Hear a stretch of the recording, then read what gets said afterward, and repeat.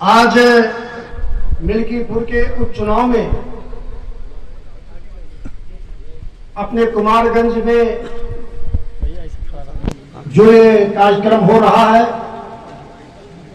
यहाँ पर उपस्थित भारतीय जनता पार्टी के वरिष्ठ नेता, हमारे अभिभावक, हमारे सुख और दुख में जिनकी बहुत ही हमारे सुख में जो प्रसन्न होते हैं और हमारे दुख में जिनको अंतर मन से पीड़ा होती है, हमारे उत्तर प्रदेश सरकार के मंत्री परम आदरणीय JPS राठौर जी यहाँ पर उपस्थित हैं। मैं आपका इस मिल्कीपुर के जनमानस की तरफ से मैं आपका हार्दिक स्वागत करता हूँ, अभिनंदन करता हूँ, वंदन करता हूँ। यहाँ पर उपस्थित प्रदेश उपाध्यक्ष और संगठन के कुशल रणनीतिकार हमारे साथी परम आदरणीय धर्मेंद्र सिंह जी यहाँ पर उपस्थित हैं। वो भी हमारी माननीय धर्मेंद्र जी से बात हो रही थी। हमने कहा कि आपका और माननीय JPS जी का ऐसा आंगच है कि जहां आप लोग जाते हैं वहां पे रिकॉर्ड नहीं, रिकॉर्ड मतों से पार्टी भाजपा जीतती है। आप लोग यहाँ पर उपस्थित हैं, आप सभी का बहुत बहुत स्वागत है, अभिनंदन है, वंदन है। यहाँ पर उपस्थित परम आदरणीय शीतला वाजपेयी जी हमारे अग्रज हैं, हमारे अगुआ हैं, यहाँ पर उपस्थित हैं। उनका भी खूबी जानता हूँ। जिले में 5 विधानसभाएं हैं, लेकिन जो मिल्कीपुर का मिजाज है उन 4 विधानसभाओं का नहीं है, ये बात मैं जानता हूँ। यहाँ के लोग जब मन बनाते हैं, जब यहाँ के लोग मन बनाते हैं तो रिकॉर्ड कायम करते हैं। यहाँ के लोग जिससे प्रेम करते हैं उसके लिए सर्वोच्च निछावर कर देते हैं। ये मिल्कीपुर के लोगों का तरीका है और संबंध निभाने का उनका अंदाज है। आज आपके बीच में आपका भाई, आपका बेटा भारतीय जनता पार्टी के कार्यकर्ता के रूप में आपके बीच में आया है और आपसे निवेदन करने आया है कि भारतीय जनता पार्टी ने जिनको अपना प्रत्याशी बनाया है, यहाँ के चंद्रभानु पासवान जी को आप भारी मतों से विजयी बनाएंगे। तो जब भारी मतों से विजयी बनेंगे तो ये जीत सिर्फ इनकी नहीं रहेगी, ये जीत आदरणीय JPS राठौर जी की होगी, आदरणीय धर्मेंद्र जी की होगी, शीतला वाजपेयी जी की होगी, राहुल जी की होगी, कृष्णकेवल मिश्रा जी की होगी, अग्गू भैया की होगी। एक एक भारतीय जनता पार्टी का देवतुल्य कार्यकर्ता जो अपने आप को, जो भारत माता को वैभवशाली देखना चाहता है, ये उसकी जीत होगी। ये जीत खप्पू तिवारी की भी होगी और ये जीत यहाँ पर बैठे हुए सभी लोगों की जीत होगी। हमारा आप लोगों से निवेदन है, प्रार्थना है कि मिल्कीपुर का जो इतिहास रहा है, मिल्कीपुर का जो मिजाज रहा है, मैं यहाँ के इतिहास के बारे में जानता हूँ, यहाँ के मिजाज के बारे में जानता हूँ। नौजवान साथियों, आपका आह्वान करता हूँ, आपका आह्वान आपका साथी, आपका दोस्त, आपका भाई करता है, मन बना लीजिए। आपका बड़ा भाई खप्पू तिवारी आपसे निवेदन करने आया है, मन बना लीजिए कि भारतीय जनता पार्टी के प्रत्याशी को आप भारी मतों से विजयी बनाएंगे। जो यहाँ हमारे सम्मानित बुजुर्ग लोग बैठे हैं, उनसे भी हमारा निवेदन है, प्रार्थना है कि ये मन बनाने की जरूरत है और मन बना लीजिए। मैं जानता हूँ कि यहाँ के लोग जब मन बनाते हैं तो एक नया इतिहास लिखा जाता है। मन बना लीजिए और चंद्रभानु पासवान को अपना बेटा समझकर, अपना कार्यकर्ता समझकर आशीर्वाद दे दीजिए।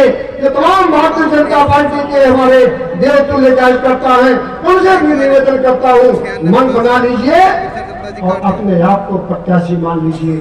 मैं आह्वान करता हूँ आप सभी का, यहाँ पर जब हम आज सुबह से ही मिल्कीपुर विधानसभा में आए तो जिस प्रकार से नौजवानों ने हमको अपना आशीर्वाद दिया, मैं उन सभी नौजवानों का आह्वान करता हूँ कि आप अपने आप को चंद्रभानु पासवान मान लीजिए। जो यहाँ पे बुजुर्ग बैठे हैं, मैं आप सभी का आह्वान करता हूँ कि आप सभी लोग चंद्रभानु पासवान को अपना बेटा समझ लीजिए। और निश्चित रूप से मैं यहाँ के मिजाज के बारे में जानता हूँ, यहाँ के लोग कितने भावुक हैं, मिल्कीपुर के लोग, मैं ये भी जानता हूँ। मन बना लीजिए, जो किन्हीं कारणों से लोकसभा चुनाव में जो गलतियां हो गई थी, दोबारा वो गलती नहीं होनी चाहिए। आपको पता है, हम लोग जब कहीं बाहर जाते हैं और जब कहते हैं कि हम अयोध्या से आए हैं, तो जिससे हम कहते हैं कि हम अयोध्या से आए हैं, वो व्यक्ति हमें देवत्व देखता है, प्रभु श्री राम का रूप देखता है। लेकिन लोकसभा चुनाव के बाद जब हम अयोध्या वासी कहीं बाहर जाते हैं और जब कहते हैं कि अयोध्या से हम आए हैं, तो हम लोगों को धिक्कार मिलती है। 400 वर्षों से प्रभु श्री राम, हम लोग तो राम को मानने वाले हैं, हम लोग सनातन को मानने वाले हैं। 400 वर्षों से प्रभु श्री राम जिस प्रकार से टेंट और तंबू में रह रहे थे, उसको मूर्त रूप देने का काम किसी ने अगर किया है तो माननीय मोदी जी ने किया है, माननीय योगी जी ने किया है। हमारी कई पीढ़ियां, हमको याद है हमारी कई पीढ़ियां, हमारे बाबा, हमारे पिताजी, कई पीढ़ियां इस उम्मीद के साथ वो लोग दिवंगत हो गए कि अयोध्या में राम मंदिर कब बनेगा। राम मंदिर का निर्माण कब हुआ? जब देश में माननीय मोदी जी की सरकार आई और उत्तर प्रदेश में माननीय योगी जी की सरकार आई, आप सबके आशीर्वाद से तब राम मंदिर का निर्माण हुआ। आज अयोध्या के गौरव की बात है, अयोध्या की परंपरा की बात है। आज एक तरफ राम को मानने वाले लोग हैं, सनातन परंपरा को मानने वाले लोग हैं, एक तरफ भारतीय संस्कृति को मजबूत करने वाले लोग हैं, एक तरफ वो लोग हैं जो चाहते हैं कि हमारा देश विश्व गुरु बने, और दूसरी तरफ वो हैं जो भारत माता को डाइन कहते हैं। आपको याद है ना, भारत माता को डाइन कहा जाता है, याद है? वो लोग कौन कहते हैं? आपको सोचना होगा कि हम उनके साथ हैं जो भारत माता की जय कहते हैं, कि हम उनके साथ हैं जो भारत माता को डाइन कहते हैं।